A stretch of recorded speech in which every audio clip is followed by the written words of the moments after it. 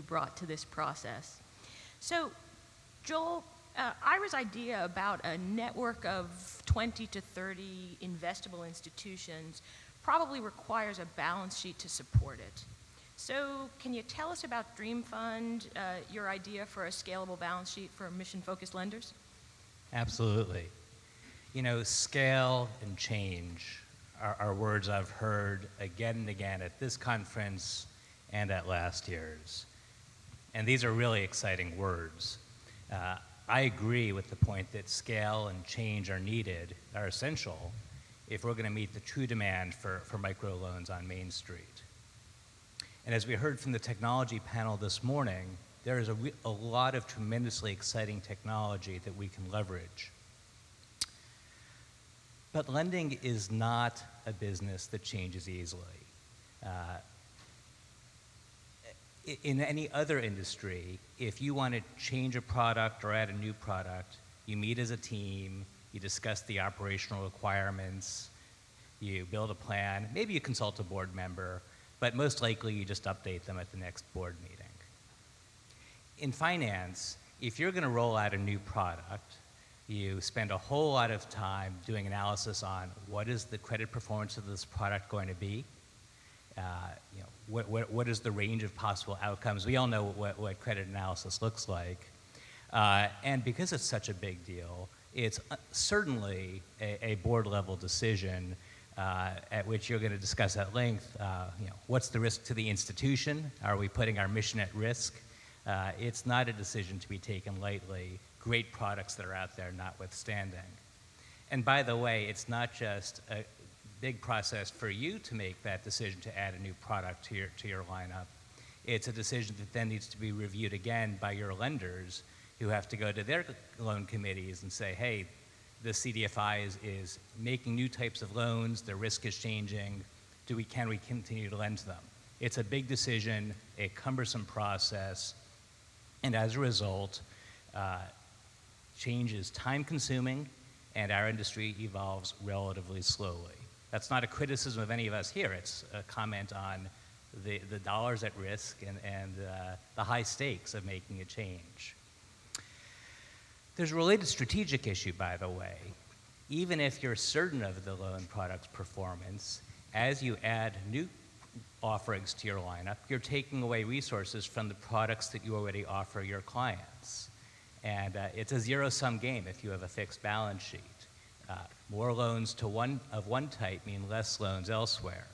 And that's a really tough decision for any business leader to make, to say that they're going to pull back on a service that's needed by their audience and that helps keep their institution afloat.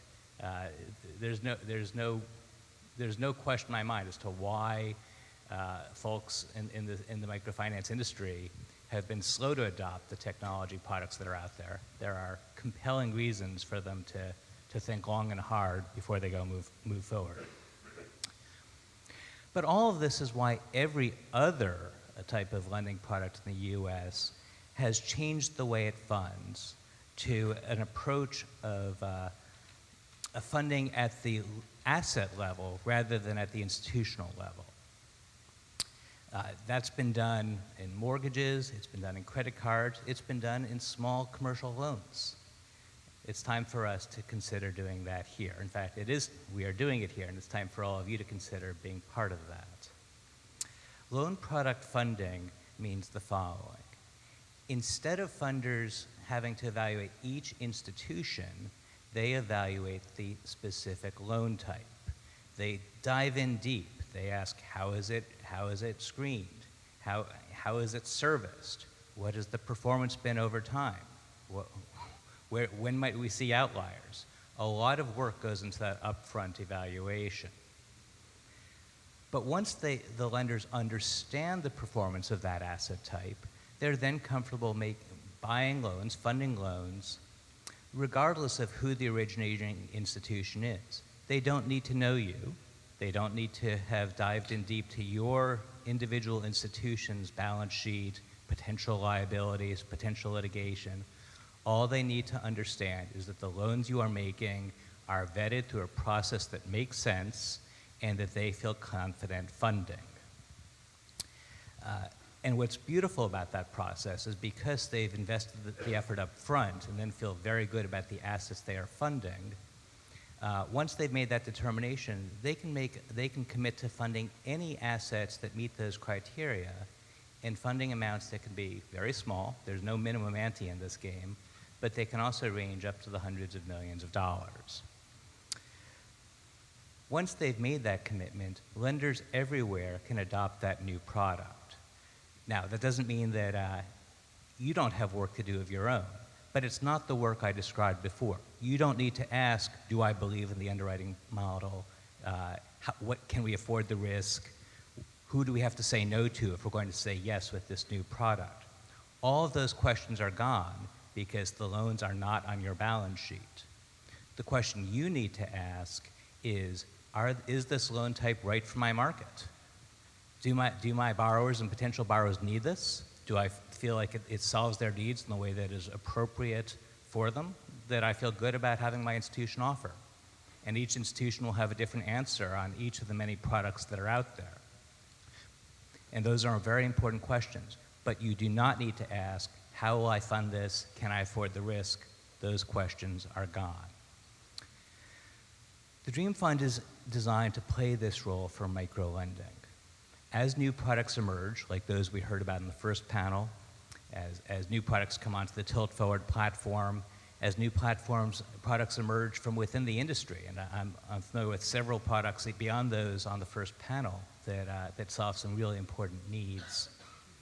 We will support those if they address the needs of the CDFI industry, and if they help solve the problems we're all working to resolve of scale and impact.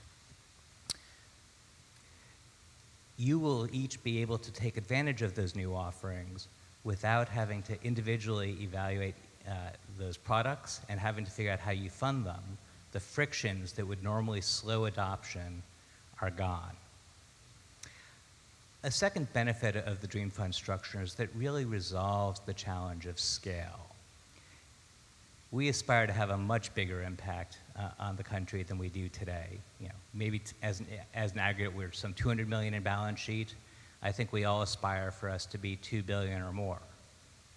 That's a lot of dollars.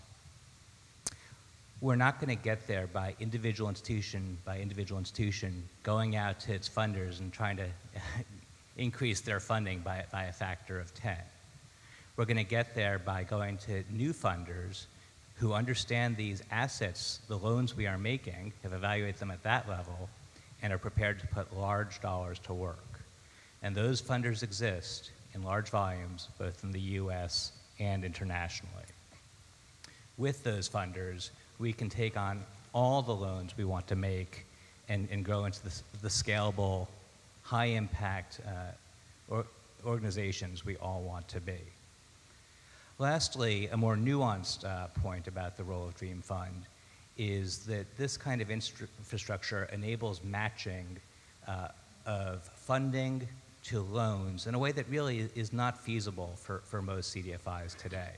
The reality is that there are tons of programs, government programs, there's some 82 federal programs, state programs, private philanthropy, bank CRA funding, that go underutilized because it's so hard for each institution, relatively small, to identify which funders might support a specific loan.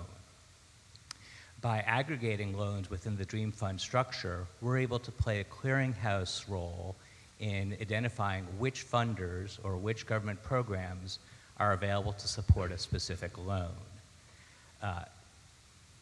If you think about at the borrower level, for example, we have funders or prospective funders who want to fund loans within specific regions, that's bank CRA, but also public entities. Funders who want to support veterans loans, women's loans, loans to borrowers over 50, loans to borrowers under the age of 25. Those funders don't have the bandwidth to be engaging in bilateral agreements with every institution and every CDFI in the country, but they do have the bandwidth to work with a Dream Fund and to use Dream Fund as a means to channel those supports to the loans that everyone here wants to make. I appreciate that talking about financing and clearinghouses is pretty boring, wonky stuff, even for an audience of finance wonks. But end of the day, we all want to achieve scale and change. The hard part is how do we get there? And I hope I've intrigued you enough to begin thinking about how Dream Fund can help your organization not just say that it wants to adopt new products, but get there without all the huge frictions of where do we get the balance sheet and how do we get comfortable that this risk model really works. Thanks, Joel, and I want to thank you because I know that we're very different than the clients you served at Goldman Sachs and other places, and the last several months of thinking through what a scalable balance sheet and what Dream Fund could do for our industry has been invaluable. Paul, regardless of whether capital sits on the balance sheet of an institution or in a centralized clearinghouse like Dream Fund or others, there are federal programs, guarantee supports like Joel described, that are intended to contribute to risk mitigation, but frankly, I would emphasize intent. As you reflect on the SSBCI program and the bond guarantee and the first securitization recently in the market by an alternative lender, what's your big idea to connect federal guarantee programs to the capital markets? That's a question I knew you were going to ask me, if I'm prepared to answer it. Is this on? Can you hear me? Okay, great. One of the things I learned in listening to some of the other panels is that cost is a four-letter word. We're going to talk about another four-letter word, that's risk.